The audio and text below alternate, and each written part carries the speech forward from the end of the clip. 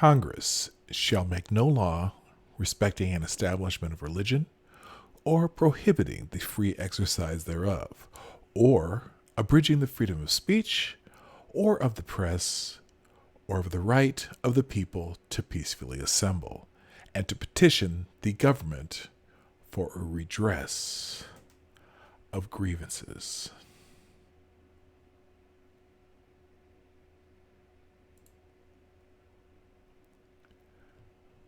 Play the intro.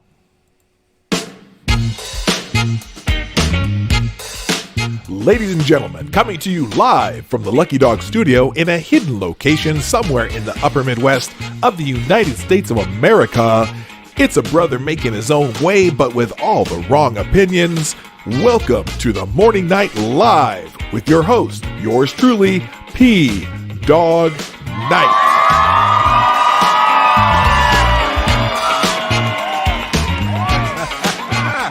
Stop the music. Good morning, people. Welcome to the Morning Night Live with your host, yours truly, me, Marty, aka P Dog Night, on the P Dog Night channel.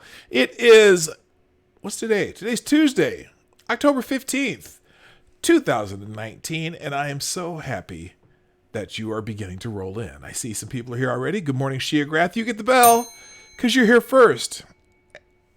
Right? Yeah, you get the bell. And good morning, Tyler F. Pancalo, the Driving Ape Man, Longfish 61, and Chi-Town J. Those are the people in the chat, and there's a couple out there lurking. I am so happy you all are here, and I'm sure there'll be more as we roll along. So today, I got a whole bunch of stuff. Sorry to bite my eyes. That's just me being a little sleepy today. I didn't get a great amount of sleep last night. But anyway, not that you care about that. You only care about what we're going to talk about today. And today, a lot of First Amendment related stuff. That's why I put my thumbnail is the First Amendment of our United States Constitution. And just a whole lot of interesting stuff going on. Now, you know what? Let's go ahead and just jump into it. Kind of like how Philly D would say, let's just jump into it. Now, before I actually get into some of the First Amendment stuff, there's interesting. Now, I'm sure a lot of you have already seen this, but during the Trump rally, I think it was last Thursday, there was a phenomenon happening that tends to happen around Trump rallies, and it happens around a lot of times, anytime conservatives gather, and that would be people on the left, or just violence that doesn't get a whole lot of attention. But you know what? In our circles, we know that it happens. It's been happening, well, for a good 4 or 5 years now, at least, when we've seen either speakers on campuses or Trump rallies and things like that. There's this surge of, it's how do you describe it? Hate. Some of the most hateful people. And so there's a couple articles here. One sent me to me by Mr. No or Dr. No. Hang on a second. Let me look at that message again. It goes by Dr. No, just like the James Bond movie. Dr. No sent me this bright article wanted me to highlight. So we'll go through it. And I'll put it on the screen here in a moment. There we go. Left-wing rioters attack Trump supporters leaving Minneapolis rally. Now, this is just disgusting. And I wish there's a point where I go, gosh, now I wish I would have went down there. And I know you've seen some of this before, but I there's one scene that I will point out in particular that I would have loved to been a part of that scene. But anyway, so left-wing rioters attacked supporters of President Donald Trump leaving a rally in Minneapolis, Minnesota on Thursday evening, assaulting them in groups and setting fire to pro-Trump hats and attacking the police. Riot police stood by as members of Antifa were seen dragging steel fences away from the Target Center. They were filmed by Elijah Schaefer, a correspondent for The Blaze, a conservative news site, who was maced as he filmed. Now, I think I don't think it was maced by the protesters, I think more by the police, who were, I don't know, they were trying to disperse some areas. Anyway, here's Elijah Schaefer's tweet. Trump supporters are literally fleeing the event after it ended, and protesters waiting around attacking attendees as they leave the arena. It's not safe in Minneapolis any longer for Trump supporters. Please stay away from the vicinity and do not come out with branded gear. Now, I wouldn't have been there with branded gear anyway. No, yeah, Minneapolis has been blue for a long time. I wouldn't have been there in branded gear anyway, but I would have, because I said one of the things I wanted to do, and I wish I would have now, but it was cold and rainy. I didn't want to be down there in the cold. I wanted to go down there and interview people, just random people, regardless of where they're from. But anyway, here's one of those videos. This has got some guy being chased. Now, to the credit of some of the people who were there and protesting, some of those people were saying, stop this. Don't be violent. And I think this is one of those examples. So here's this one. No. See, now this black dude here, right? The black dude in the tracksuit with the white stripe across the blue tracksuit, he's trying to stop people from attacking this guy. And he's part of the protest. But he's like, you know what? It doesn't make you look better by physically attacking people. And then here's the place where they were taking away the barricades. Ladies and gentlemen, welcome to the... Okay, that's Elijah Schaefer. What? Shut this shit down!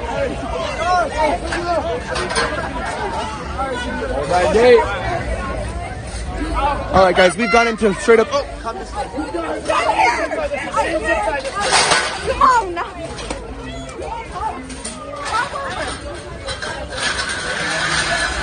This guy's waving a communist flag. Okay, good for him. Shut this shit down!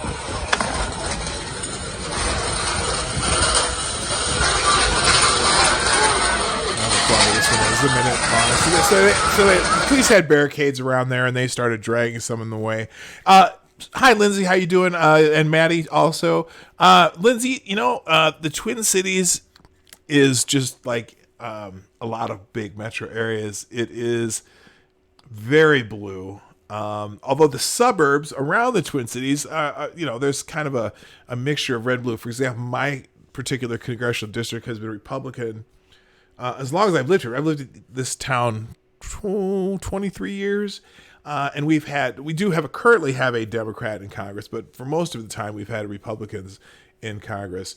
And that's similar to a lot of the suburbs around Twin City. But the outstate of Minnesota has, for a long time, been just a bastion of Democrats. And it's odd because it's in Minnesota, they don't call it Democrats. They call it the Democrat Farmer Labor Party. So there's kind of a coalition between the rural and the labor unions. However, in recent years, a couple of the very staunch Democratic districts in northern Minnesota have gone red. And then also there's a district in southern Minnesota that kind of flips back and forth between red and blue. Now, currently, the governor of the state is a Democrat who used to be the representative from a district in southern Minnesota. But this state has been big time democratically dominated. Although we've had, again, since I've lived in Minnesota, we've had at least 2 or 3 Republican governors. You also got to remember, we also had as our governor the Honorable Jesse Ventura for 4 years. Now, that was interesting. Now, it's funny because Jesse Ventura was the mayor of one of the northern suburbs, Brooklyn Park, Minnesota. And actually, he was mayor of about 8 years there, and they actually liked him up there. He did a pretty decent job as a mayor, and he wasn't terrible as a governor, but then he just went crazy. Tim Pawlenty, he was a governor of Minnesota. He ran for president at one point, but I don't know. But there are. Minnesota is now a total purple state. But remember, like for example, Reagan?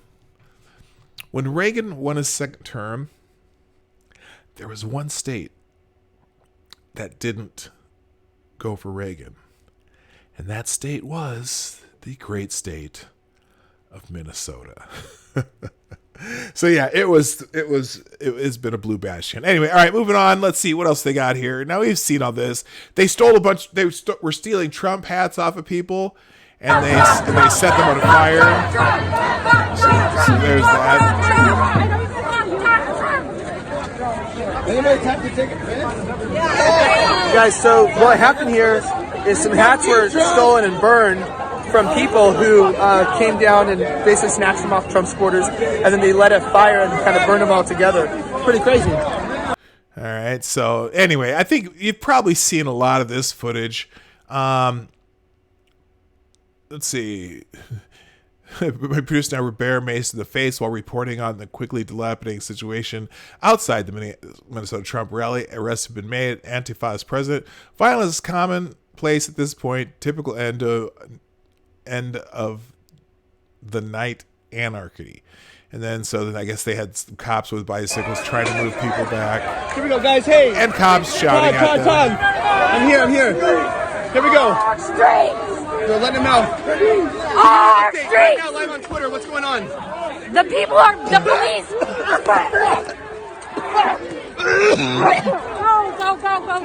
Go. Okay, so the police began spraying mace on people, whatever. All right. Anyway, and then let's see. Local Minneapolis Star Tribune reporter Liz Sawyer noted there were several hundred rioters, and that some were singling out Trump supporters and surrounding them in groups before attacking them. Some also attacked the police. So I think this is one of those examples here. They're surrounding one guy. Hey, don't surround this guy by himself. Come out of here, bro. You can't surround everybody. This is like high school fucking bullshit. Okay, it's like one guy against a fucking million. You see us at the He fucking loves it. Fuck the media.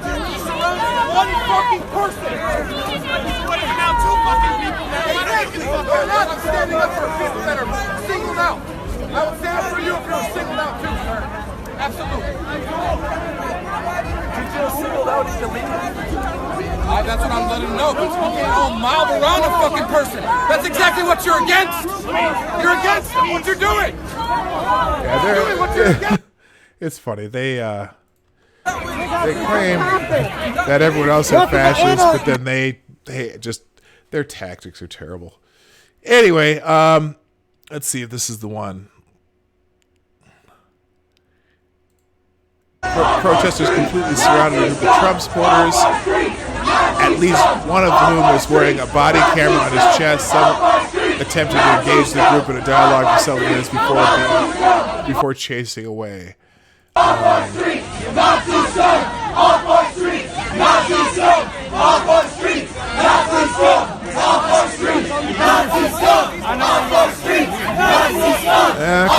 Nazi scum. Okay.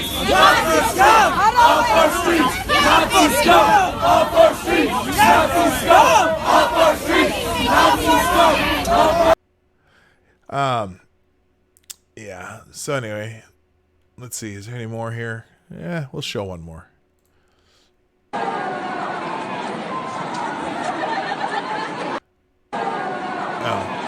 Just showing. It just shows how many were out there. You know, the thing about this group of people probably aren't indicative of all the protesters. They're not. And unfortunately, because they tend to get the coverage,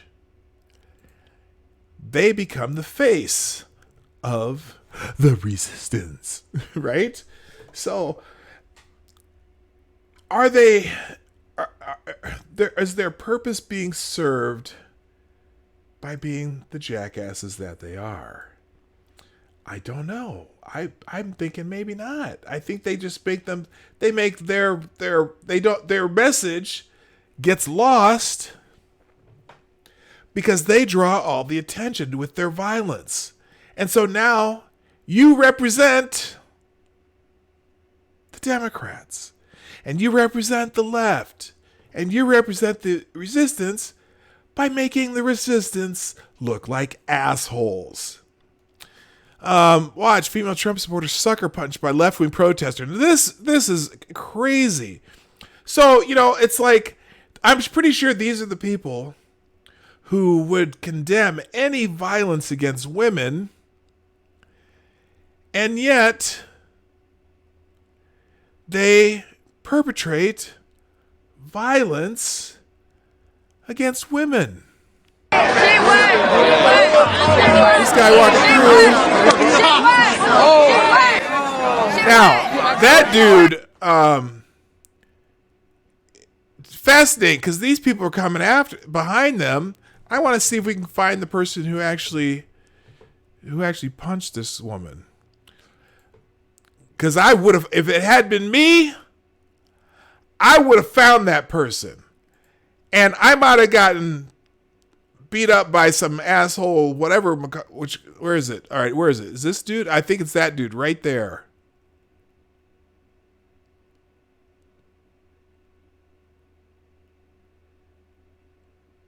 Oh no, that come from, where did that come from? That come from behind him, or did he do it?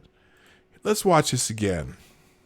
Look at the dude right here. He comes right there. Him right there. All right, this dude. This is the guy who assaulted that woman.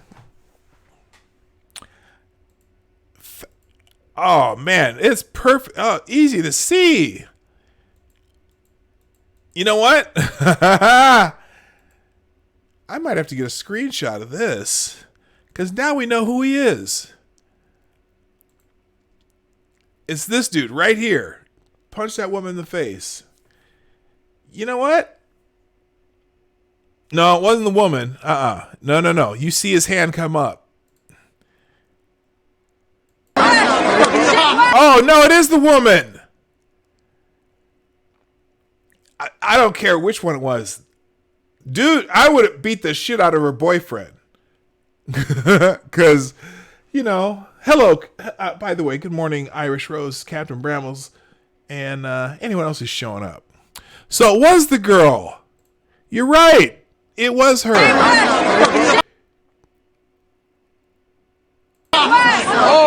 right, so this is her. All right, here we go. Let me go find my let me find something here. I'm gonna take a little screenshot here. I sometimes you just gotta do these kind of things. Now let's go back up here. Let's see. I'm gonna get a nice little shot of her. Let's see. Let's go back in here.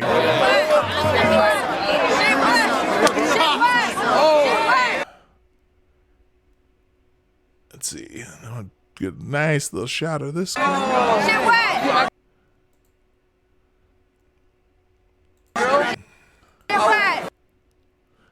Da, da, da, da, da. And we'll take a little screenshot of girlfriend here.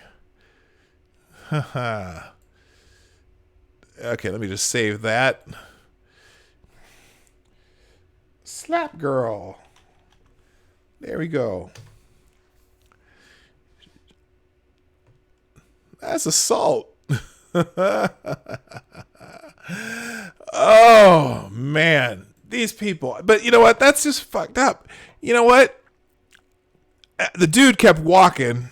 And maybe it's because he's surrounded by these assholes. I don't know. I just feel like someone would have got their ass beat. If I'd have been there. I wish one would have gotten my face. Get in my face. Because you know what? I may get beat up. But I'll tell you one person who ain't going to make it away from that rally. I would have went after him, though. Because take control of your woman. I talk a big game, don't I? Anyway. So, hey, everybody. How are we doing this morning? Happy Tuesday. Just a reminder that the Morning Night Live is brought to you by you, the viewers of the Morning Night Live. We're here every Monday through Friday, 10 a.m. Eastern, 9 o'clock Central. And until daylight saving time thing kicks in, 2 p.m. GMT, where you change the clocks back to whatever, fall back when it makes it gets dark as soon as we change those clocks. It gets dark at like 5:30 in Minnesota. It's like, ugh. Yeah. That what's that sleep thing, or the winter thing with the darkness all the time, and you get the winter blahs because it's always dark. Oh man. Hey, hi. I see Johnny Hellcat's here too. Good morning. All right. So that, these assholes. Let's see. Let me just check. Oh shoot, what did I do there? That's not what I wanted to do. All right, click that, and I gotta. By the way, thank you to Dar and Trucker Bear for retweeting out the show. I was gonna tell you that you're the sponsors of the Morning Night Live. If you could do me a favor, share this out. By the way, Friday, I'm gonna celebrate the fact that I now have 400 subscribers. I'm happy about that. So we'll celebrate that on Friday, and we're going to do Dog Park Friday. I'm not going to use the normal setup. I'm going to use what is it called? Stream something. Well, whatever that is, I use for streaming with other people. We're going to have some guests on the show, and we'll just have a good time. But also, here's what we got to do. If you can help me out, share the stream out. That's how the show grows. YouTube's not going to recommend this channel. Too small, and I talk about news topics, and they only want the professionals to talk about news subjects. So I'm just going to do this myself, and you guys can help me by hitting the share button right down here, or if you're on a phone, the share button's right up here. All right, and if you like what I'm doing, hit the like button, because that interacted. Apparently, it helps. Eventually, they'll start recommending this to other people, but I don't know if they do that so far. Also, if you'd like to do super chats like they do on normal YouTube channels, well, I don't have that function. So if you'd like to do super chats, you can do that in the Streamlabs link down in the description below. And if you want to make donations to the channel too, I do have a budget. My budget's not very big for this show, but excuse me. I do, I have a subscription to my music service so that I can use music and videos and things like that. And hey, I got to pay for the cable or pay for the internet bill. So I appreciate all of you who help out. But remember, this show's always free. I enjoy having you around. So, all right, let's get into some of our First Amendment stuff that I wanted to get to today, because that's kind of where the theme of the day is. And let's get rid of that. Oh, wait a minute. I do have one thing I got to get to before that, though. There's a couple of news items. Let's do the news items first, just because. And here we go. First thing. The FISA abuse report's coming out soon. I know we've been talking about that over the last several months, and apparently it's supposed to come out either Friday, or I heard it might be a little bit later in the month. But so here's the Daily Caller article on it. The FISA abuse report is coming out soon. Here's what you want to know about it. The Justice Department Inspector General's much anticipated report of FISA abuse is expected to be made public soon, perhaps within the next couple of weeks. A lot is riding on the report, which Michael Horowitz, the Inspector General, submitted to the FBI and Justice Department for a declassification review on September 13th. So it is in review, so that you'll get a vast majority of it redacted, but still, the public version of it will be out soon. And here we go. The Republican lawmakers have built up expectations that the report will be a damning portrayal of the FBI's investigation of the Trump campaign, including former Trump aide Carter Page. FBI officials relied on the controversial Steele dossier to obtain Foreign Intelligence Service Act, also known as FISA, warrants to monitor Page's phone calls and emails from October 2016 through September 2017. The FBI asserted that in the applications, there was probable cause to believe that Page was acting as a foreign agent of Russia. Oh, the warrants allowed investigators to retroactively review Page's electronic correspondence with other Trump associates. Fascinating that Carter Page, who this all started with, is one of those people who they never charged him with anything. Isn't that amazing? They got Manafort, and they put Papadopoulos in jail for 2 weeks, and they got John Kelly, the national security, or what's his, not John Kelly, whoever that guy is.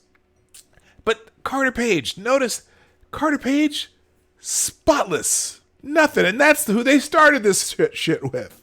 It's amazing. Who is this? Deco D. Hello there. I'm glad to see you here. Good morning, and hello, Mr. Dax. Republicans have accused the FBI of improperly relying on the unverified dossier to argue that Page may have been a Russian agent. That complaint has gained traction in the wake of the special counsel's report, which said there was no evidence that any Trump associate acted as Russian agents or that they worked with the Kremlin to influence the 2016 election. Might I add that Jim Comey himself, in testimony before Congress, said that it was a salacious and unverified document, which makes you wonder, why would they use a salacious and unverified document as the part of a FISA warrant request? So it makes me curious when we get this report. Did they tell the FISA court that it was a salacious and unverified document? And if they did, how the hell did the FISA court approve the FISA warrants 4 times? Not 1, not 2, not 3, but 4 times. I don't know. It's amazing, isn't it?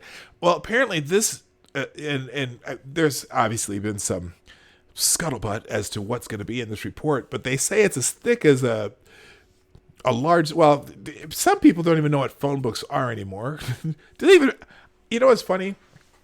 I have to think about this. I remember anticipating the new phone book. You know, you always knew when the new phone books were coming out. And, you know, in Omaha, you had one phone book this thick that had both the white and the yellow pages. But as thick as a phone book, if you know what a phone book is. They don't even, when was the last time you saw a phone book? I don't think they even bother making them anymore. That was always cool. And then also in the Twin Cities, we get 2 phone books, one for the Minneapolis half of the metro and one for the St. Paul half of the metro. Don't get them anymore. Don't need them. Everyone's got, here's my phone book right here. Ding, ding, ding, smartphone, right? That's my phone book. All right. Democrats have largely ignored the probe, focusing instead on the special counsel's investigation and an impeachment inquiry that centers on Trump's actions toward Ukraine. Yeah, they've really been jumping out on that Ukraine thing. But here's the thing: this report's going to be coming out. The Inspector General report. And on top of that, you got John Durham, who's the U.S. attorney from Connecticut, who's investigating the entire thing. And also on the fact that there are criminal referrals against a lot of these people.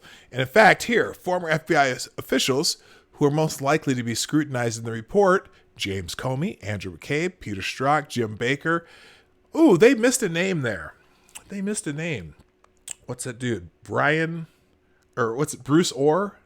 I think he's going to be scrutinized pretty good. And Lisa Page. There's another name. Get ready to learn those names. They're not in this list, but Bruce Orr, Nellie Orr, Lisa Page. Ooh. I think you'll hear about more from them from Durham. Those people having spent months defending the FBI's actions during the investigation. The report is rumored to be released sometime this month. Republican Texas Representative John Ratcliffe said on Fox News on October 7th that the report would be out within 2 weeks. The OIG did not respond to the Daily Caller News Foundation's request for comment. So, you know what? Let's stay on this because what I just saw. That's funny. What's under investigation? On March 28, 2018, Horowitz opened an examination into whether the Justice Department and FBI complied with legal requirements and policies and applications filed with the U.S. Foreign Intelligence Service Court related to a certain U.S. person known as Carter Page. Nellie or who? Nellie or who? Okay. The examination appears to have turned into a full-blown investigation. The OIG has conducted more than 100 interviews and reviewed more than 1 million pages of documents. The probe initially focused on the FBI's handling of the Steele dossier and investigators' interaction with Christopher Steele, a former spy who wrote the salacious document. Christopher Steele, the one who... Well, maybe I'll read on and see if they say it. And if they don't, I'll say what I'm thinking right now. As part of this examination, the OIG is also reviewing information that was known to the DOJ and the FBI at the time of the applications were filed from or about an alleged FBI confidential source. The DOJ OIG's website says, referring to Steele as the confidential source. And the problem with the confidential source is that he'd been fired, so to speak, colloquially, by the FBI as an informant who's normally pretty unreliable. Anyway, additionally, the OIG is reviewing the DOJ's and FBI's relationship and communications with that alleged source as they relate to the FISC, known as the, I just said the name of that, the U.S. Foreign Intelligence Surveillance Court. Applications. If circumstances warrant, the OIG will consider including other issues that may rise during the course of the review. Investigators with the OIG have interviewed FBI officials who worked on the Trump-Russia probe. They also interviewed Steele, who was initially reluctant to cooperate with the investigation, but he had a certain come to Jesus. And Page told the DCNF, Daily Caller News Foundation, on Monday that he was not contacted or interviewed by the OIG. That's fascinating. But it's weird. It's fascinating for two reasons. One, do they need to interview him? And two, he's still the one who's never been charged with anything. That's just fascinating. Fascinating. Or is a DOJ official, not FBI, so they just left him off? Yeah. Well, no, because let's see here. But Horowitz is investigating both the FBI and the DOJ handling of the whole kerfluffle. So that's not why. I don't think that's why I left him. I think the Daily Caller just didn't include him in the article. But who knows? Maybe you could be right, MC. By the way, MC, how you doing? Hammer time. Right on. And Maniac Man, too. I just saw you pop in, too. Okay, good. Hello, y'all. All right. Let's see. The person who this is about has had absolutely no input whatsoever, he said. That's Carter Page. The report could also include an assessment of whether FBI officials were biased against Trump during the Russia probe, during an investigation into FBI activities during the Hillary Clinton email investigation. Horowitz's team discovered anti-Trump text messages that FBI counterintelligence official Peter Strzok exchanged with FBI lawyer Lisa Page. Strzok and Page were heavily critical of Trump in the messages. Okay, y'all know about that. Insurance policy will stop Trump, all that shit. And I just love this picture. Hello, Functional, lurking as usual. Good. I'm glad you're here. Thank you. All right, so wow, this is a long one, man. List of things that the FBI allegedly did wrong. Let's see. Well, first of all, the unverified Steele dossier was used to obtain warrants. The salacious and unverified. But you know what? When you go to a FISA court, shouldn't what you bring to the FISA court to get warrants have some sort of verification? They also accused the Bureau of withholding information about Steele's anti-Trump bias. Oh, when they went to the FISA court. Let's see. What else here? Working on behalf of the DNC. And also that the fact that the DNC and Clinton campaign were the ones who were getting dirt on Trump. They're the ones who paid for the Steele dossier. So the FBI applications do say in a footnote that Steele's client was likely looking to discredit Trump's candidacy, but it didn't say that it was the Hillary Clinton campaign and the Democratic National Committee. Oh, just the client was likely looking to discredit Trump's candidacy. Well, no shit. Republicans also faulted the FBI for failing to disclose that Steele told Justice Department official Bruce Orr that he was desperate to see Trump lose the election. After the dossier was published on January 10th, 2017, Democrats touted the dossier in its allegations of the Trump-Russia collusion. Democratic California Representative Adam Schiff, everyone's favorite, read off a list of Steele's allegations during an open house Intelligence Committee hearing on March 20th, 2017. Funny how Schiff was just at the center of that. Steele, a former MI6 officer, alleged that Page was part of a well-developed conspiracy of cooperation between the Trump campaign, and Russia, which he turned out to be none of that. Steele also said it was Page's idea to release the hacked DNC emails through WikiLeaks.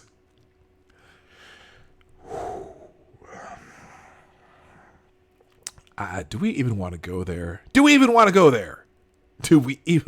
there? And that Page met in July 2016 in Moscow with two Kremlin insiders, Igor Sechin and Igor Devakin. Hello, Smarty Bear. I see you there. The tide turned on the dossier towards the end of 2017 after it was revealed that Democrats funded the document.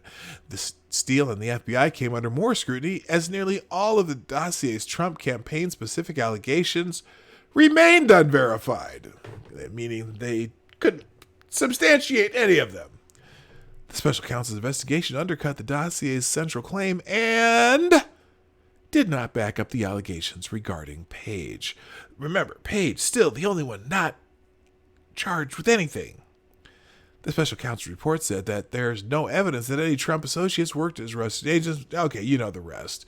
And we're not going to go through the timeline. But anyway, yeah, that thing's coming out soon. They thought maybe as early as Friday, but most likely before the end of the month. So perhaps we can enjoy a Inspector General's report with our trick-or-treaters.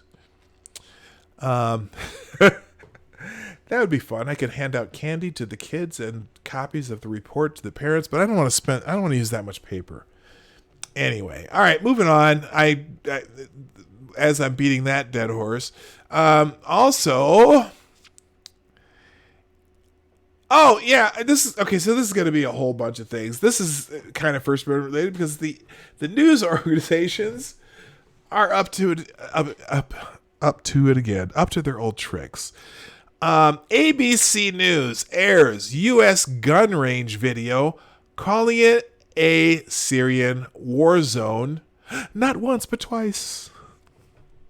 ABC News on Monday removed a video which the network presented as Turkish military forces attacking Kurdish fighters in northern Syria, amid reports that the footage may, in fact, be from a U.S. gun demonstration.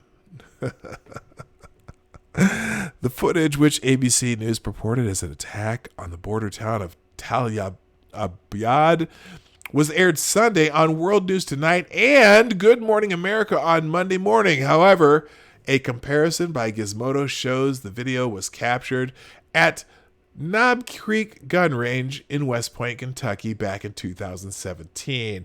It is clear that the videos are the same, said the website. ABC News got pwned by Gizmodo. Oh my gosh. Hi, Sarah. I see you there. Good morning. So I think this is the footage. Here we go. This video, obtained by ABC News, appears to show the fury of the Turkish attack on the border town of Tal Abyad. A border town bombarded by Turkey's military. This video right here appearing to show Turkey's military bombing So this is civilians in a ABC Syrian border town. showing The Kurds, who fought alongside showing this footage. against ISIS. And let's see if they Now, can show it. horrific reports of atrocities committed by Turkish-backed fighters on those very allies. And there's the footage of the people. There's even people even down here in the foreground watching the demonstration. Oh my God. So on Sunday, ABC News anchor Tom Lamas aired some of the footage reporting that it showed the situation rapidly spiraling out of control in northern Syria. 1 week since President Trump ordered U.S. forces out of the region, effectively abandoning America's allies in the fight against ISIS, Lamas reframed the purported scoop. This video right here appearing to show Turkey's military bombing Kurd civilians in a Syrian border town. He went on, the Kurds who fought alongside the U.S. against ISIS, now horrific reports of the atrocities committed by Turkish-backed fighters on those very allies. ABC News has since released a statement in which it issued a correction and an apology for the error. Quote, "We have taken down the video that aired on World News Tonight Sunday and Good Morning America this morning that appeared to be from the Syrian border immediately after questions were raised about its accuracy. ABC now regrets the error." Wait, hold it. No, it did not appear to be from the Syrian border. Okay? You got caught in a lie, and so it didn't appear to be from a Syrian border. Sorry. Okay? You know it wasn't from the Syrian border. So, no. It didn't. First Amendment. Moving on. Hey. Okay, now this, you guys got to get, if you're not following Project Veritas on YouTube or on Twitter or whatever, you got to follow them because they're yesterday put out some footage of that a CNN whistleblower, an actual whistleblower, okay? CNN loves whistleblowers, right? Well, CNN has a new whistleblower. Oh, not whistleblowing for the Trump campaign, but whistleblowing on CNN. Now, remember when I was talking last week? Maybe you remember, maybe you don't. But I was saying that, I was thinking about these so-called whistleblowers in the White House, right? That are actually the CIA agents that are, who get assigned to the White House, when they get this little gravy assignment, if they've been good for so many years, then they get this gravy assignment in the White House, right? And they've been calling them whistleblowers. And I said, you know what? That's not really what a whistleblower is. That's somebody who's from the CIA who's in the White House, just reporting back on shit that they think Trump's doing. I wouldn't call them spies necessarily, although they kind of are, but that's not whistleblowing. Now, if a whistleblower is someone who tells you something that their own organization is doing that is wrong. So these CIA people, if they were talking about some malfeasance within the CIA, that's a whistleblower. Okay? The ones spying on the Trump administration, I am not really sure what to call them. Spies. Because it's kind of ambiguous what they were doing. Spying. But this is an actual whistleblower. CNN whistleblower reveals network vendetta against Trump obsession with impeachment. Oh, really? Who'd have thought? Have you watched CNN lately? Have they spent more than 5 minutes on anything else but things that are bad about Trump? Just curious. Anyway. A CNN whistleblower leaked video showcasing CNN's President Jeff Zucker's vendetta against President Trump and obsession with pushing stories of impeachment. Jeff Zucker, basically the president of CNN, has a personal vendetta against Trump, said Nick Nelville, a media coordinator at CNN. it's not going to be positive for Trump. He hates him. He's going to be negative. Now, this is from the Project Veritas video. I don't think how long does much of this they put on here? Everybody. Here, let's start with Washington, please. I don't care about so the here, other this things, is a call. Jeff Zucker, president of CNN, who goes and has his call and talks to the people who are going to be doing reporting at CNN, and this is their morning call with Jeff Zucker that all the people at CNN listen to. Okay, I don't care about them. Let's just stay very focused on impeachment. My name is Kerry Porch. I'm a satellite uplink technician. I'm a contractor at the CNN Washington, D.C. Bureau. But Jeff Zucker, basically president of CNN, has a personal vendetta against Trump. It's not going to be positive for Trump. He hates him. He's going to be negative. I decided to wear a hidden camera.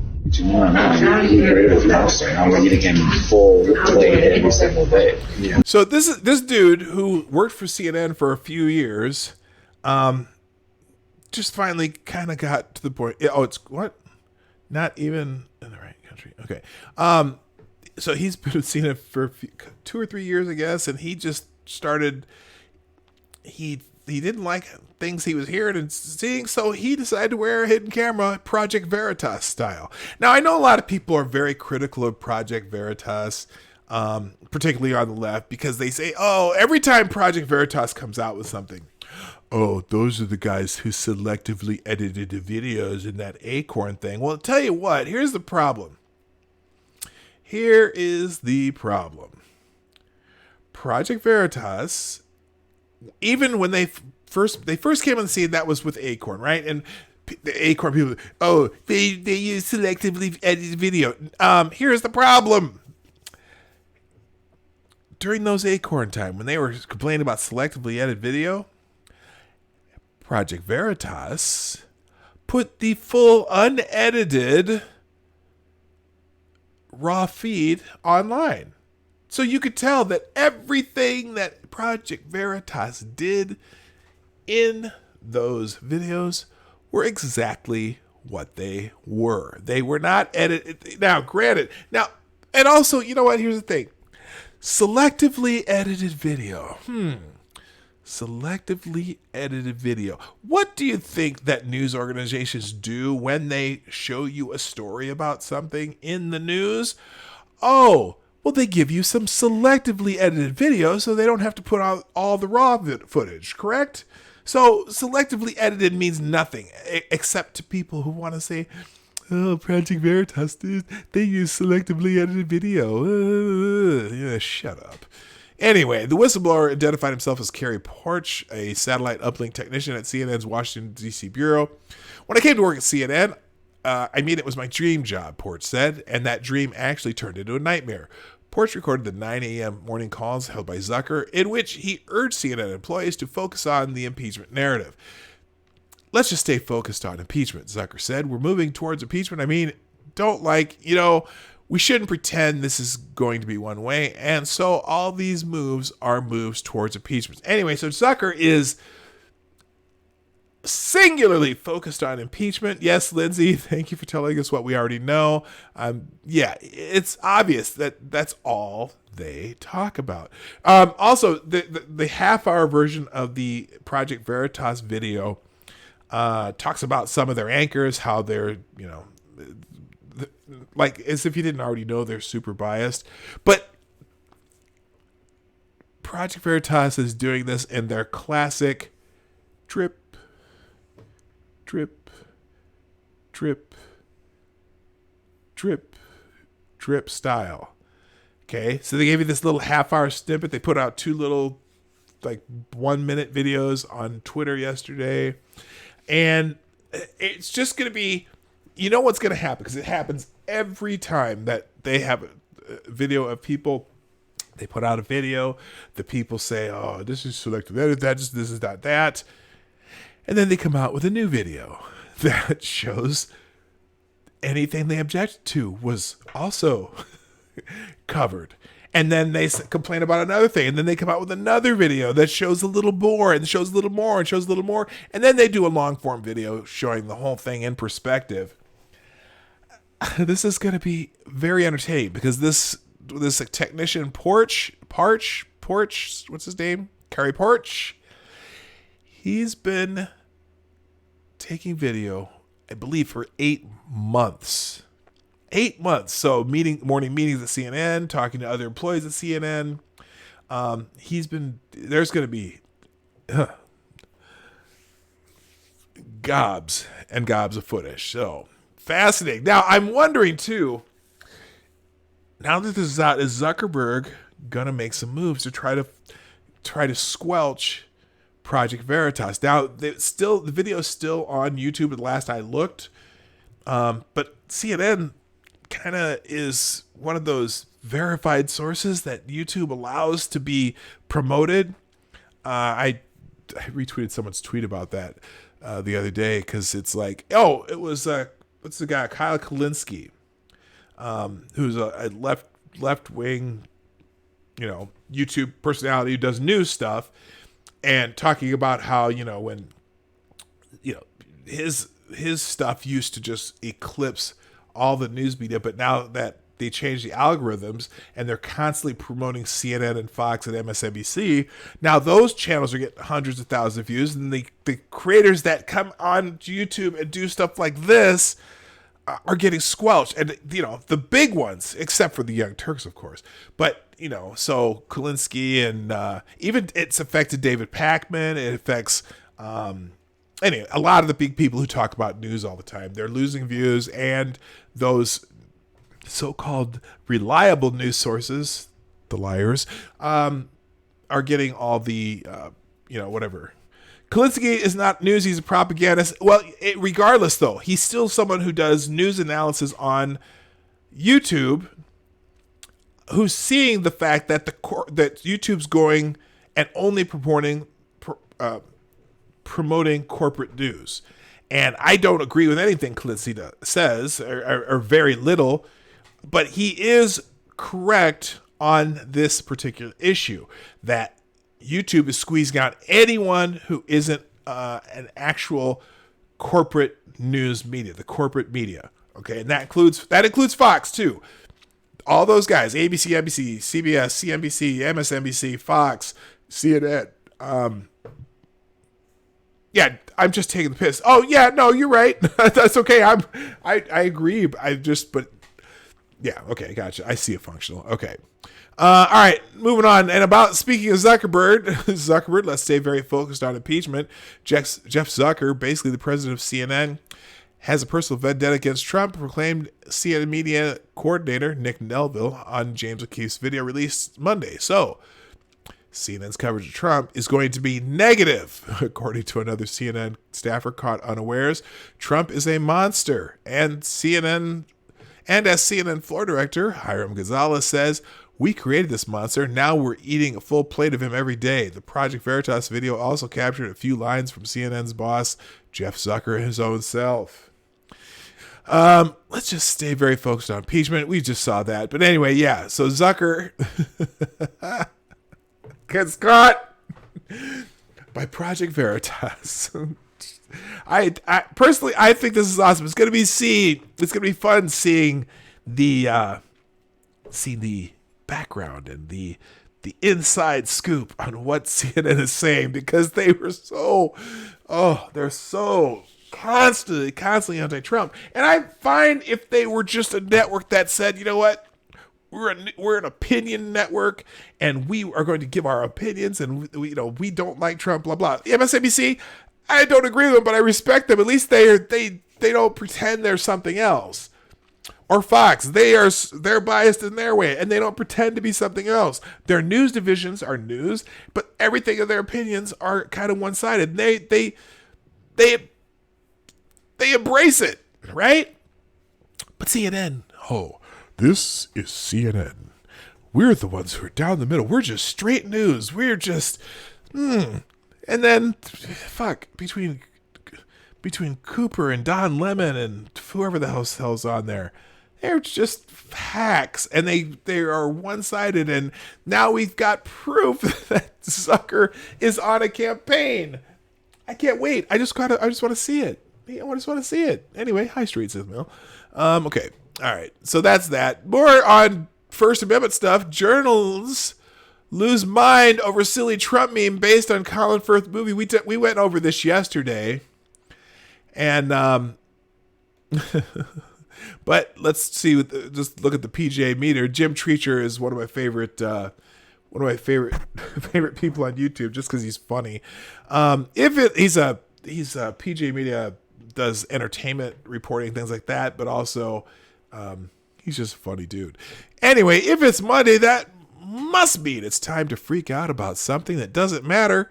Our moral, ethical, and intellectual betters in the press are bored with screaming about how the Joker movie is going to kill us. So now they're collapsing onto the fainting couches over a Trump meme again. So here is how, because I didn't really show you how they described it, but here's Michael Schmidt and Maggie Haberman from the New York Times.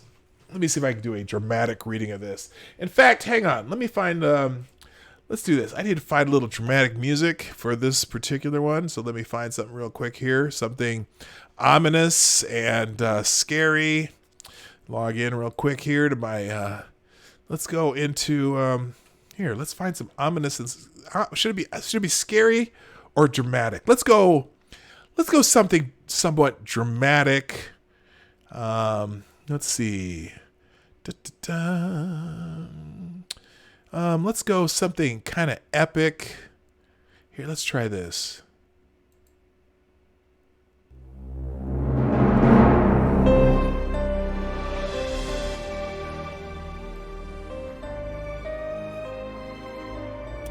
A video depicting a macabre scene of fake President Trump shooting, stabbing, and brutally assaulting members of the news media and his political opponents was shown at a conference for his supporters at his Miami resort last week, according to footage obtained by the New York Times.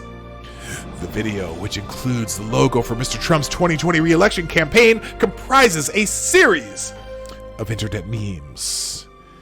The most violent clip shows Mr. Trump's head superimposed on the body of a man opening fire inside the Church of Fake News. What the hell? Stop. Okay. On parishioners who have the faces of his critics or the logos of media organizations superimposed on their bodies. It appears to be an edited scene of a church massacre from the 2014 dark comedy film Kingsman: The Secret Service.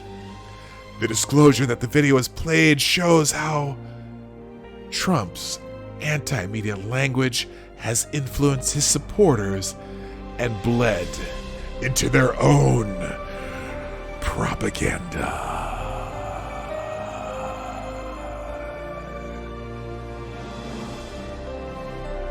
All right, so anyway, and the New York Times goes on and on about it. Over 1,000 words about a meme.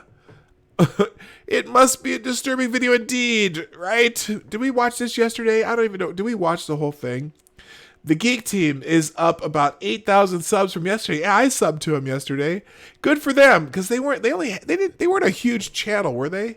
Here, let's take a quick look. The Geeks Team. Let's see. GEKZ Geeks Team. Let's see. Yeah, they're up to 22,000. Yeah, they were under. I know they were under 20. So up 8,000 subs from yesterday. Good for them. I think they'll keep going up. John Ward actually did a pretty good video about that too yesterday. Alrighty then. Let's see. Where's that? There it is. Let's get rid of that. All right. Moving on. Oh, speaking of that, yesterday, Twitter suspended Carpe Donktum. then reverses course. The reason copyright infringement. Oh, really?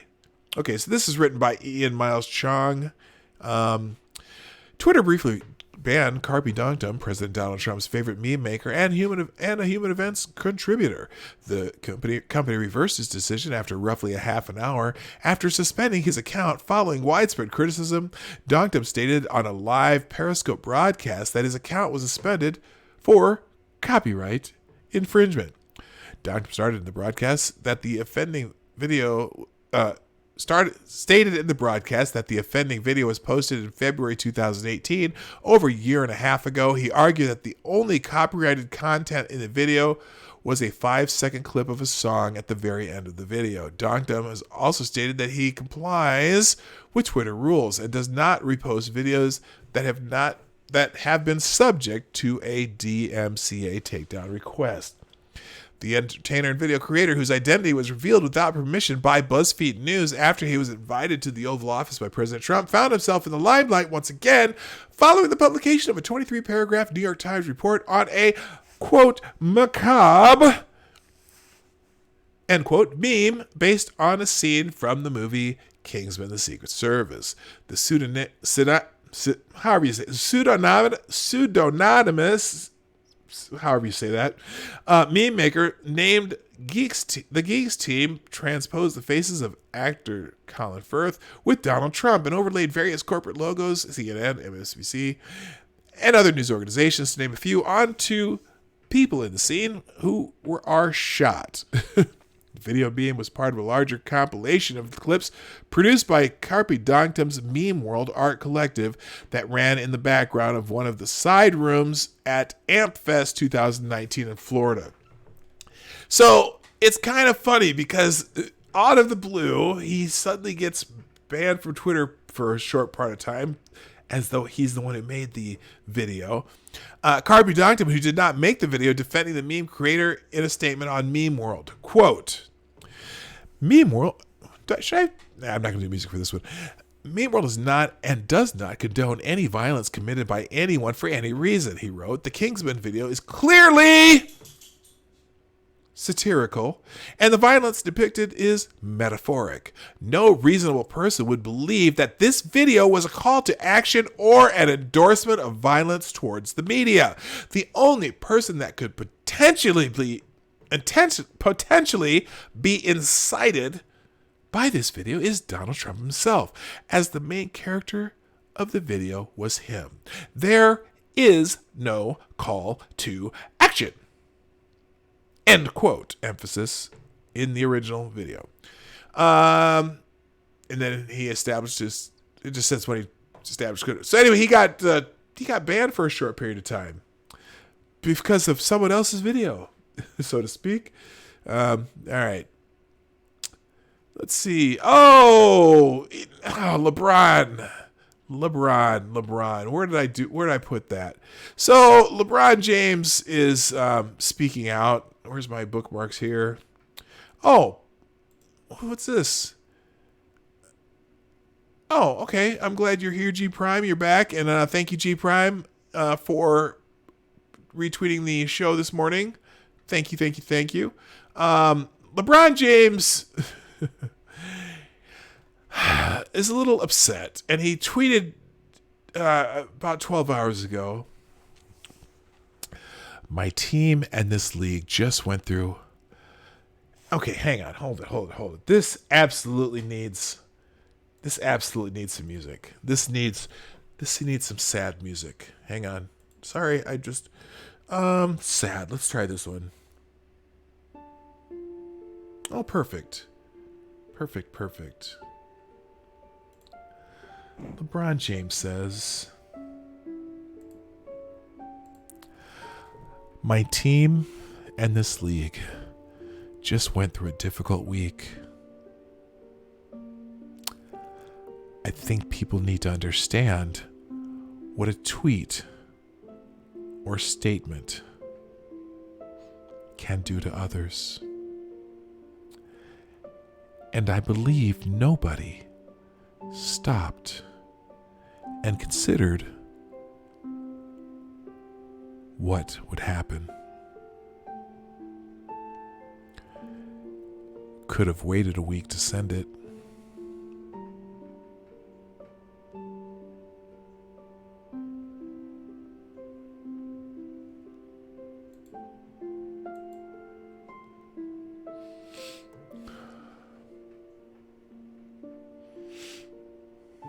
All right, enough of that shit.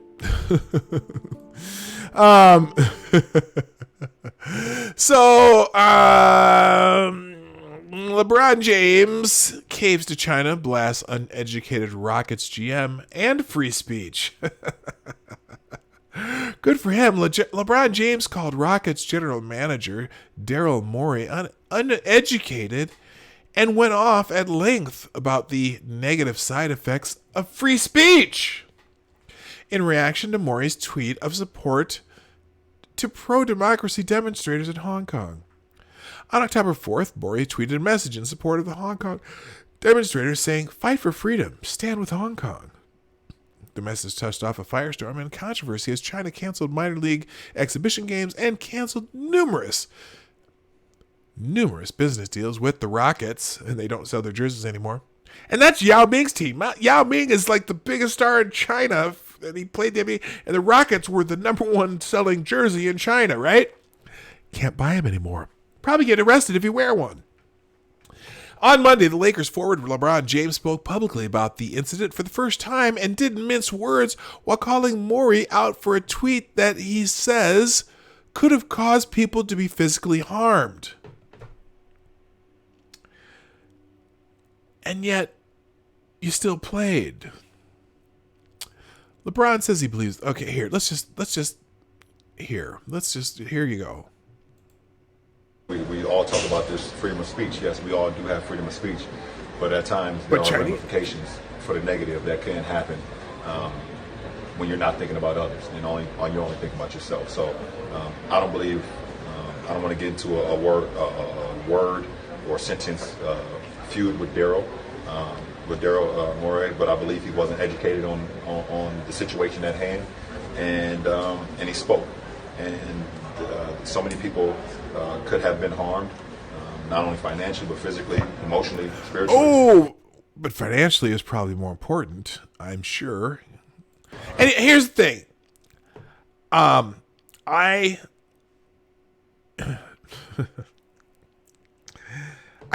support the players on one thing about this, okay? Freedom of speech also means freedom not to speak.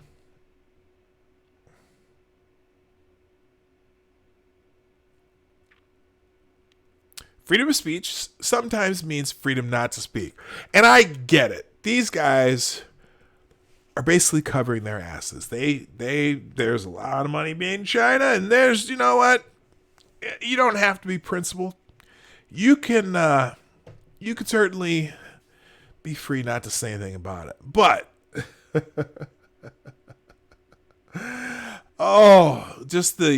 it's him blasting Morey for what he said is just kind of ironic to me. It's, you know, they want to take a knee. More power to them, but you know what? They're sure supporting a actual dictatorship that has political prisoners, and actually, he even said himself, "You're putting some people in physical danger." Wait a minute, you're going to go play in China where they put you in physical danger if you say the wrong thing? And that's why all those guys were silent. I get it why they were silent while they're over there. Should they be silent when they get back? Or is anyone going to have some cojones? So just be careful what we tweet and we say and what we do. Even though yes, we do have freedom of speech, but there can be we do, but people over there don't.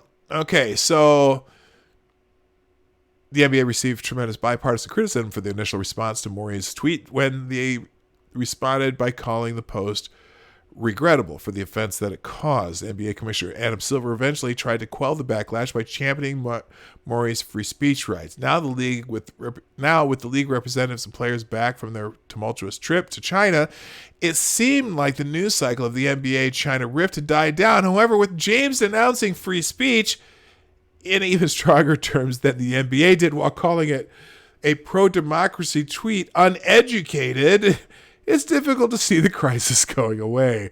So, you know what? I get LeBron's just trying to protect his wallet. I don't get that whole thing, though. So anyway, report NBA players express frustration over Silver's handling of the China controversy. In a private meeting with NBA Commissioner Adam Silver, players for the Brooklyn Nets and Los Angeles Lakers reportedly criticized the league of their handling of the NBA-China rift. During a meeting, the meeting held last week, players slammed Silver for saying Houston Rockets general manager would receive no punishment for tweeting his support for the pro-democracy movement in Hong Kong. What? What? Punishment for what? Punishment for what, you asshole? C. Thomas. Good morning. Sorry, P-Dog. Is this nigga fucking retarded? Oh my god. Oh my god. Here, man, let me find it. Oh, C. Thomas, that's not my style, but you know what? I read it anyway, and that's how it is. They moved everything. They moved all this crap around. I hate. Oh, here it is, down here. God, they move everything around and just you can't find shit. Nope, that ain't it.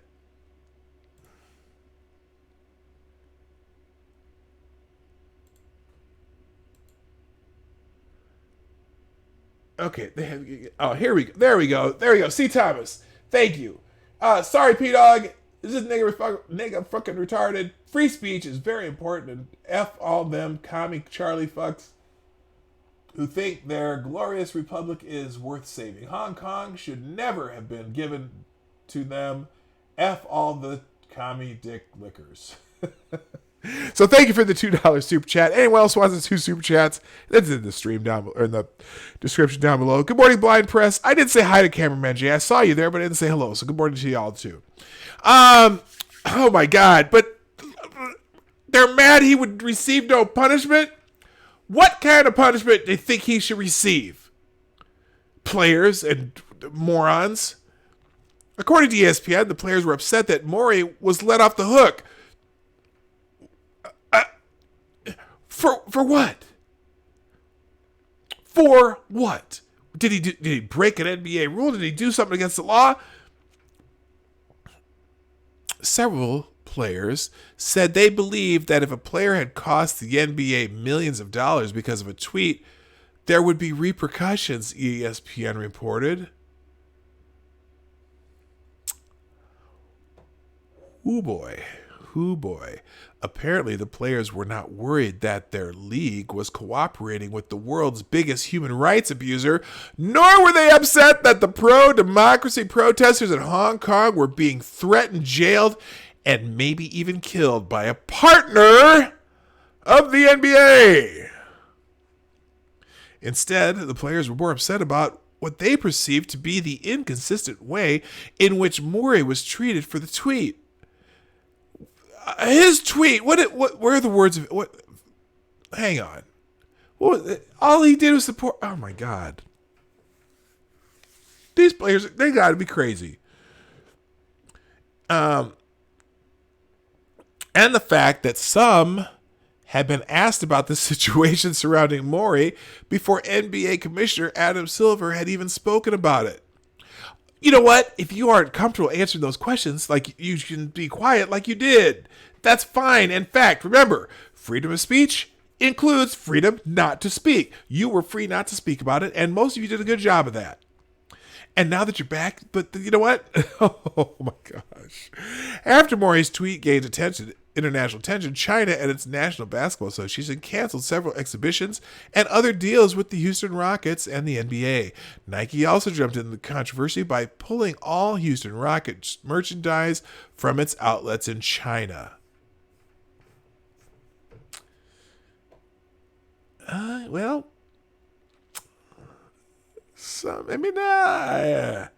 They want Maury punished. Get the fuck out of town. All right, more. Oh shoot, it's time. Oh yeah, go look up Mark Zuckerberg. The normal crowd is angry at Zuckerberg because he actually had some meeting with some conservatives or had some dinner with let's put it this way. Zuckerberg talks to a lot of different people, and apparently people are mad because he met with some conservatives. What the hell did I do there? Let's get full screen so you can see it. There we go. Zuckerberg says he's met with conservatives to get different points of view about the election, ahead of the election. There are people canceling their Facebook because of this. Facebook CBO Mark Zuckerberg. And Zuckerberg can go eat a bag of dicks for all I care. But anyway, interesting that he actually meets with people that he doesn't agree with. Facebook CEO Mark Zuckerberg said Monday that he met recently with conservative pundits to get a wide range of viewpoints from people ahead of the 2020 election. Talking to conservatives is part of learning about the kinds of issues that affect people, Zuckerberg said in a Facebook post about a Political report Monday discussing his meetings with various conservatives. He also provided advice to media pundits who were criticizing his decision. There's some press today discussing dinners I've had with conservative politicians, media, and thinkers, he said on Facebook before noting that he talks to people from all over the political spectrum. He added, meeting new people and hearing from a wide range of viewpoints is part of learning. If you haven't tried it, I suggest you do. Well, you know what? Kudos to Mark effing Zuckerberg. Even, well, you know. Anyway, Zuckerberg was responding to Politico's report, which fleshes out the Silicon Valley billionaire's move to tamp down concerns that Facebook is biased against conservative viewpoints. The report comes after Facebook altered its policies on advertisements ahead of the election. Reporters argue the company's decision to exempt President Donald Trump and other politicians from a fact-checker's gavel will likely turn social media into cauldrons of misinformation. Facebook said the move was done to ensure speech from politicians will be heard and seen. Yeah, here's what they want. The people complaining, they want editorial control over politicians' political ads. And honestly, it just means they want to stifle the Republicans and Trump. Okay? Because you know what? You know they're not going to make one fact check. And here's the real problem. Because they have to fact check the Republicans' ads and Trump's ads. Guess what else they'll also have to do? They'll have to fact check the Democrats and left-wing politicians' ads. And every time a left-wing politician says, Trump called the neo-Nazis fine people. Oh, let's fact check that. See where I'm going here? They know that they will get called for bias. But now, all the left-wing politicians can say that until the cows come home, even though it's completely false. Because we know what the entire sentence was and the entire phrasing was. And he specifically condemned the white nationalists and neo-Nazis or whatever they were and the white nationalists and said, no, there were other people there that were just there because of the statue. It's their tradition of them. And those were some of those very fine people. But now Facebook doesn't have to do that because they changed their policy so that now Republicans can't complain about that. If they lie about that and other things. They lie about, there's a whole bunch of other things that are, they're lies of omission where they give you the split second of the soundbite that doesn't include the context. Okay? They love doing that. And a lot of, frankly, politicians on both sides do it. Okay? So now they can do it on Facebook all they want because Zuckerberg. But oh, the people on the left are just up in arms, losing their minds. Boycott, what is it? Delete Facebook was trending yesterday, #1 after this article came out. And in fact, since it's that time, let's go into our trends for today. That's a great segue into Facebook. It could very well still be in the top 20 for all I know. Trending number 1 on Facebook right now is made by Google. Oh, the Pixel 4 is coming out. You know what? I can't believe. Oh my gosh, this is not good. Hold up. Made by Google. At today's Made by Google event, hardware chief Rick Osterlock announces Google Stadia will be available on November 19th. The new streaming service could upend how the gaming industry works and give Google a trove of data it didn't have before. What? Google could learn a lot about you from its new gaming platform. Don't they know enough about me already? God, dog. Google.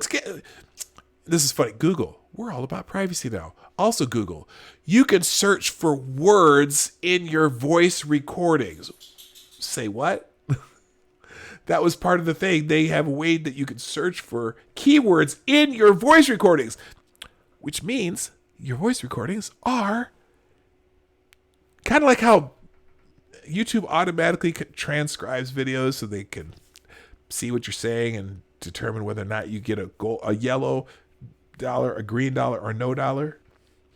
Well, Google does it too in your voice recording. So now they know everything you say there. Man, oh man, they use that voice recognition like a mug. And now Google Stadia could learn a lot about you from a new gaming platform. Stadia sounds great, but don't forget, Google is a research company. I'm not sure I'll be going on Google Stadia. They know enough. You know what? We've got one of those Google things in our house where you say, "Hey Google." I'm sure it's hearing me right now. My phone probably just did it too. Yep. And then it looks up shit for you. I know that voice thing's on all the time. Why do I get it? I could be talking about something in my family room, and then I'll look at my phone and I'm scrolling through something and I'll get an ad for something about, hey, what? How do they know? Damn, that stupid box over there has been spying on my ass. All right, moving on. So Google the Pixel 4 is unveiled, and that's what they were talking about, the Made by Google. Tuesday Thoughts, as opposed to Tuesday Thoughts. Scuba divers rescued 4 giant gentle whale sharks, each the size of a car, trapped in fishing nets. Oh, this is pretty cool. Damn, those are big ass. Oh, is this? Okay, so these whale sharks were caught in some fishing nets, and these scuba divers, how did they get into there? So the divers came and saved the sharks. The 4 fish were juveniles, but adults can grow to be the size of a school bus. And so here's the divers saving the sharks. This is pretty cool. It's possible they were trapped while looking for prey in the net. Okay, there's one out. And incidental bycatch and direct hunting are some of the biggest threats to whale sharks.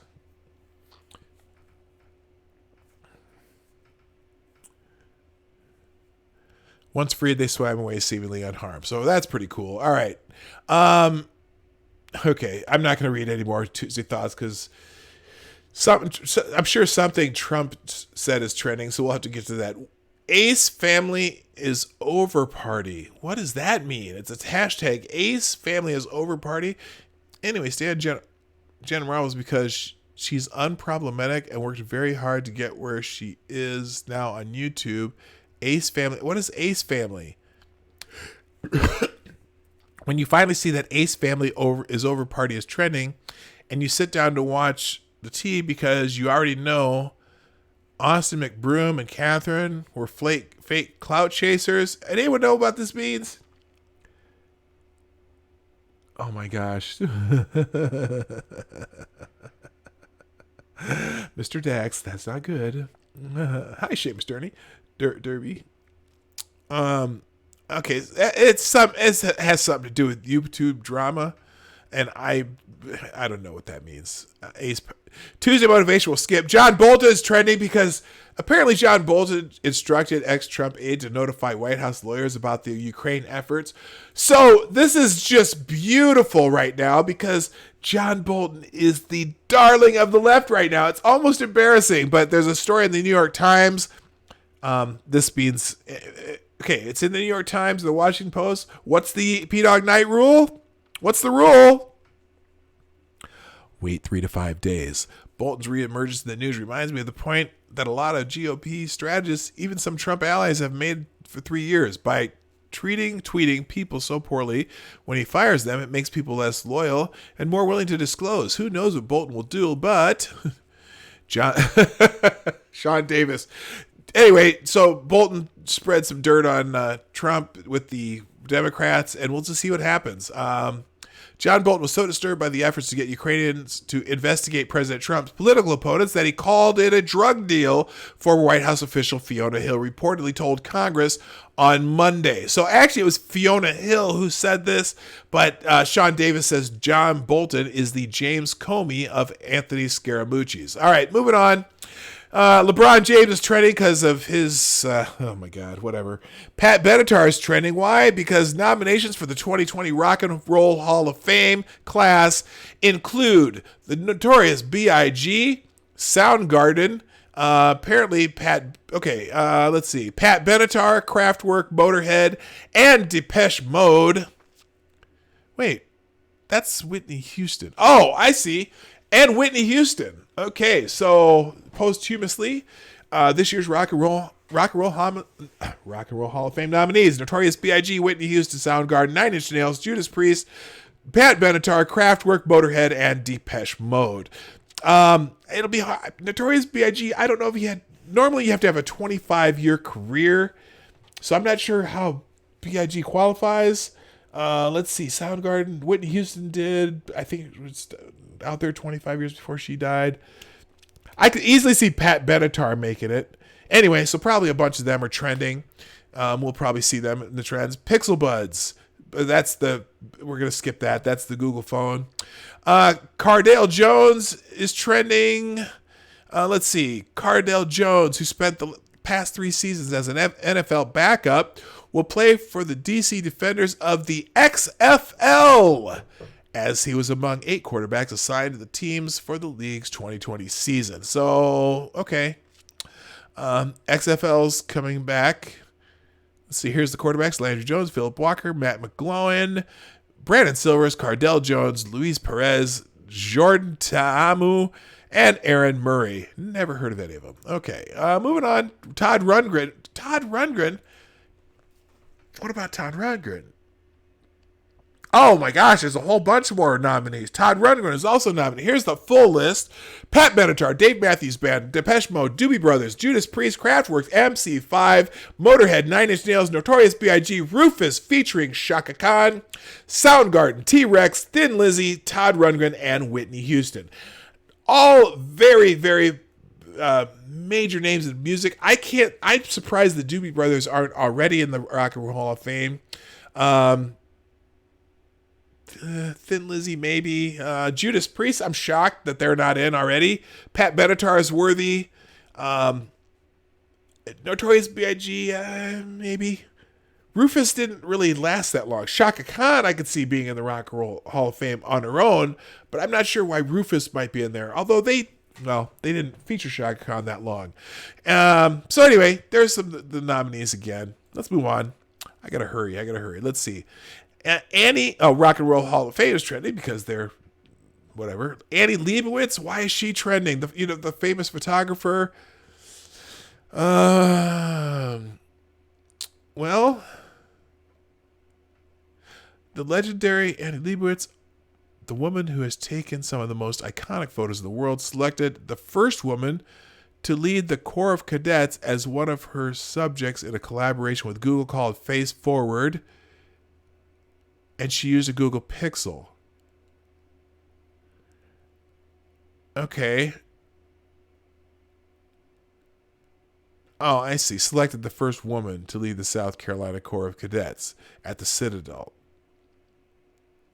I'm not even sure. It's trending, but I don't know why.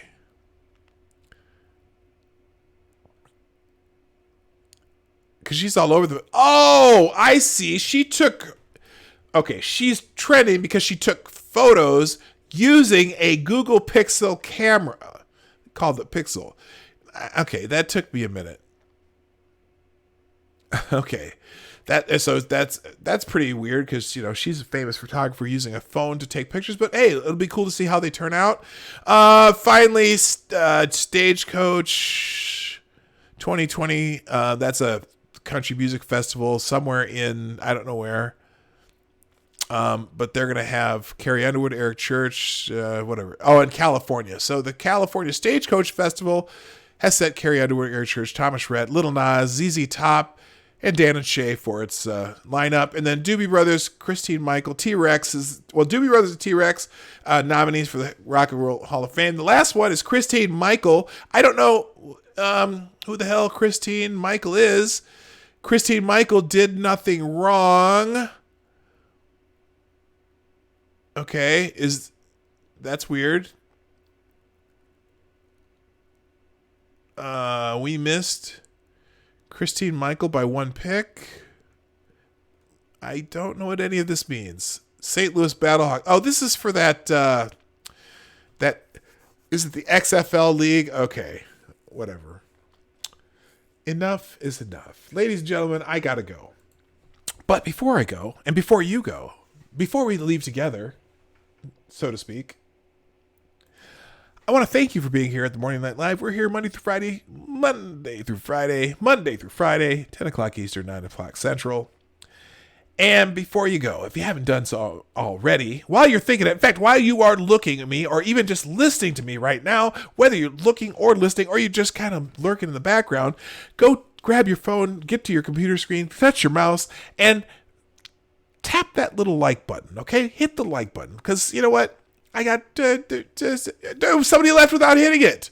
Maybe you already hit it, but we're getting ready to go. Hit the like button before you go. Also, share the video, Streamlabs, if you want to do donations or super chats in the future. I can't thank you enough for being here, but it's just that kind of thing, you know? Sometimes you just got to go, and it's just that time for me to go. So, thanks, everybody. Oh, and I just see at the end, Marsupial Gamer, except have a name like Christine Michael. Okay. Anyway, hi, Marsupial Gamer. I see you in the chat right there, right just down here. I gotta go. My name is P-Dog Knight,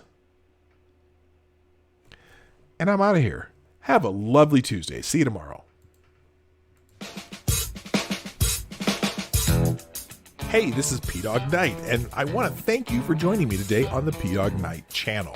Before you go, if you like what you saw and you're not already subscribed, please make sure that you hit the subscribe button down below, and definitely click that bell that pops up afterwards so you'll be notified when I post new videos or when we go live. I broadcast my live show, The Morning Night Live, Monday through Friday, 10 a.m. Eastern, 9 o'clock Central, and 2 p.m. GMT. A special thanks to all supporters of this channel who share our videos on social media and who make donations through our Streamlabs link in the description below. Thanks again, and until next time, I'm P-Dog Knight, and I'm out of here.